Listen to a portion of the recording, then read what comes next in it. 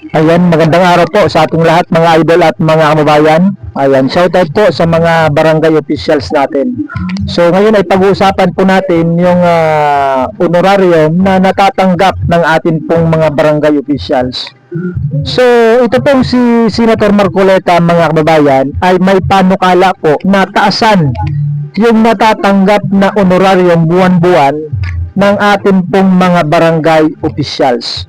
So ito po Senate Bill number 65 o Barangay Affairs and Development Commission Act, isinusulong ni Senator Dante Marcoleta ang pagtaas ng honorarium ng barangay officials at mga worker sa barangay. So napakagandang balita ito mga bayan para sa atin pong mga barangay officials. Senator Marcoleta seeks salary increase for barangay officials, workers. Ang responsibility ng barangay captain 24/7, overworked, underpaid, at least 13,000, maligaya lahat barangay. Maligaya lahat ng barangay, hindi 5,000, hindi 3,000. So mula po sa 3,000 o 5,000 na natatanggap ng ating pong mga barangay officials, kung talagang ganon yung kanilang natatanggap, gagawing 13,000 mga kabayan. Doon natin gustong ilagay sana ang kalagayan ng mga barangay officials natin para maging decente naman ang kanilang pamumuhay. So talaga hong dapat lang ho talagang tasan yun pong natatanggap na honorarium ng atin pong mga barangay officials, sapagkat unang-una sila po yung takbuhan ng atin pong mga kabarangay. Pagka may problema sa barangay, kahit hating gabi, pupunta sa barangay para mag-ayos ng problema. So ang tawag dito na Senator Marcoleta ay overworked, underpaid mga bayan.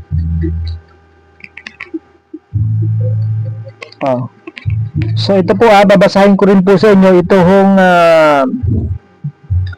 post ng 102.9 Brigada News FM Daet. Patungkol pa rin ito sa honorarium ng atin pong mga barangay officials. So may tanong po sila dito, dapat na bang bigyan ng mas mataas na sahod ang mga barangay officials? So yun po yung kanilang tanong mga bayan. Isinusulong sa Senado na bigyan ng mas mataas na sahod ang mga barangay officials dahil sa mababang honorarium na kanilang natatanggap buwan-buwan.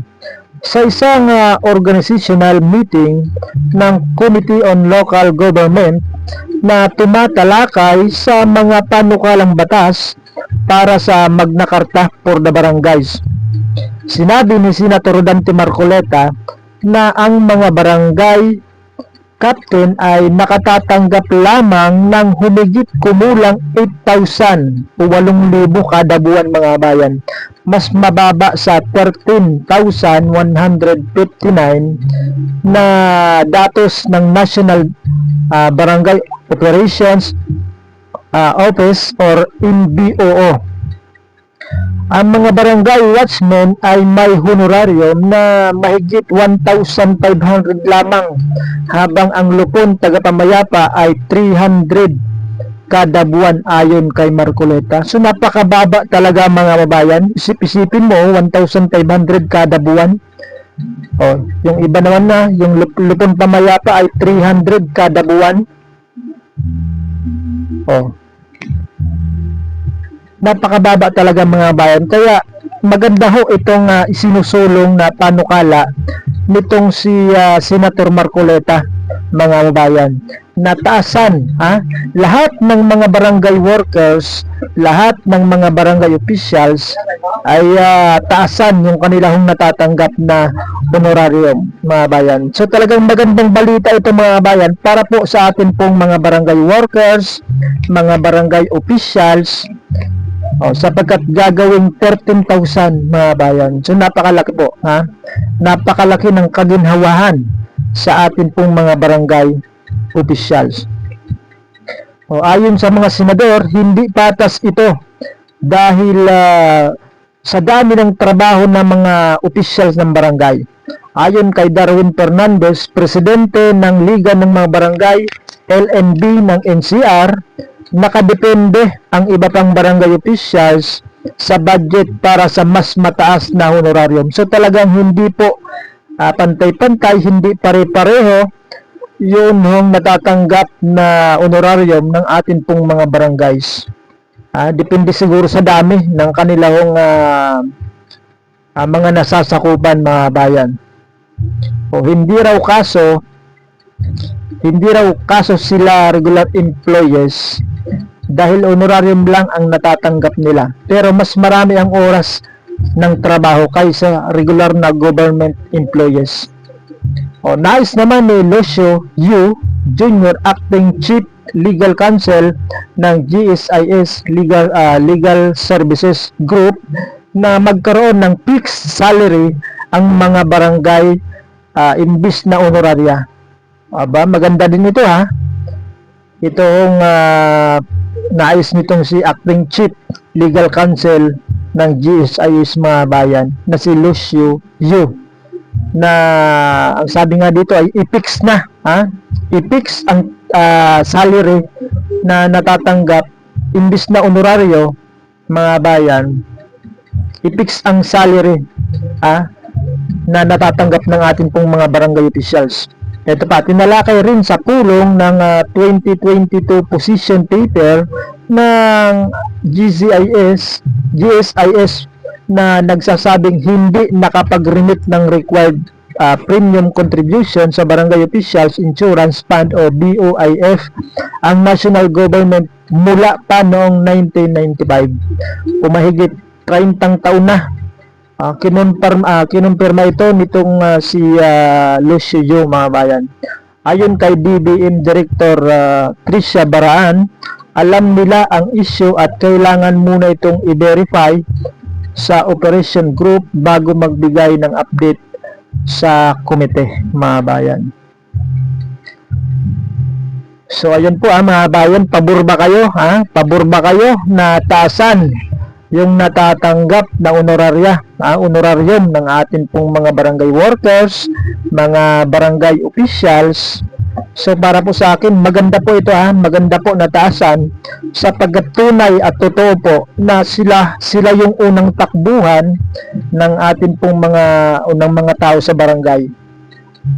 Sila po yung unang tinatakbuhan, kahit nga po sabi ko kanina, hating gabi na, anong oras na kailangan sila ng kanilang mga kabarangay, ay talaga hong ginagampanan po nila yung kanilang tungkulin sa kanilang mga kabarangay, kahit madaling araw, kahit hating gabi. Kapag gigisingin sila, pagka may away sa kanilang barangay, ay talagang gigisingin po ang barangay captain o barangay kagawad o mga barangay officials para magsayos ng gulo. Ganun po yung trabaho ng atin pong mga barangay officials, kaya deserve lang po nila na tasan yung kanilang natatanggap na honorarium, mga kababayan.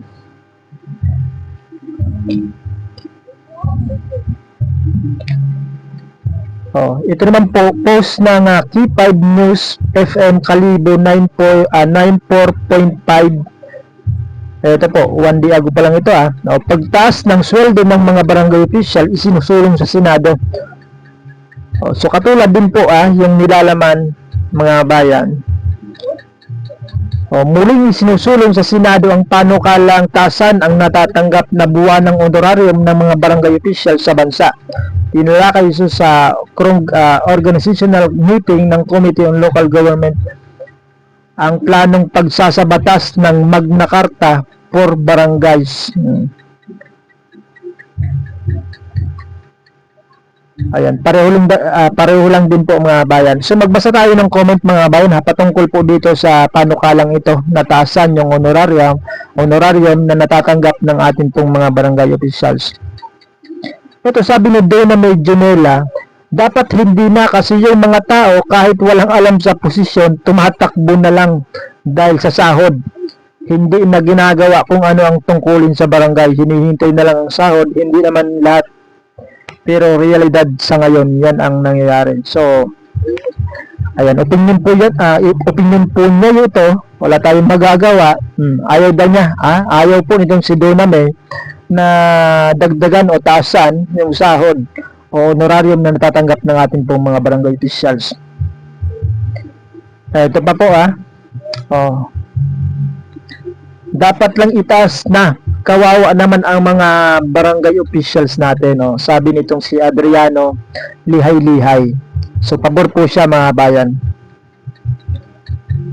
Ito po, sana all, pati sa mga BHW na sila talaga ang madaming trabaho din. So kasama po sila kasi mga barangay workers po sila. Ito pa, sabi ni Kayla Love, ayos, tataasan ang sweldo ng barangay, hoping tataasan din ang educational attainment nila sa pwedeng lumahok sa eleksyon at tagagawa ng batas yung barangay kagawad. Ito sabi na po ni Randy Kinerbar Lucia, kahit taasan pang sahod ng barangay official, doon pa rin sila nakaduty sa sabungan. Nako, totoo ba ito mga barangay officials natin? Dami tatakbo dito sa susunod na eleksyon. Tiba barya lang sa ikukurakot sa project. Nako, wag naman sana. Wag ko kayong mangurakot mga barangay officials natin. Gampanan po ninyo ng mabuti yung inyong trabaho. Pagsilban po ninyo yung mga kabarangay po ninyo na nagtiwala po sa inyo mga bayan. So abangan po natin kung may isa sa batas itong panukala ni Senator Marcoleta na